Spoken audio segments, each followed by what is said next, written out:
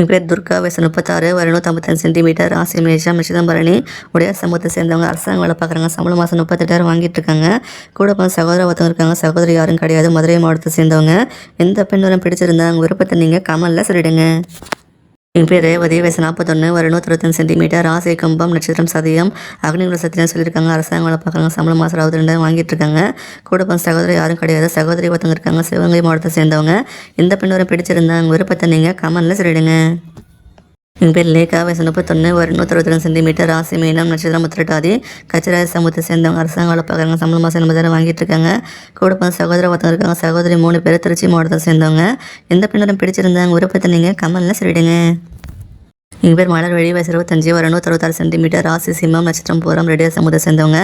அரசாங்க வேலை பார்க்குறாங்க. சம்பளம் மாதம் 60,000 வாங்கிட்டு இருக்காங்க. குடும்பம் சகோதரி யாரும் கிடையாது.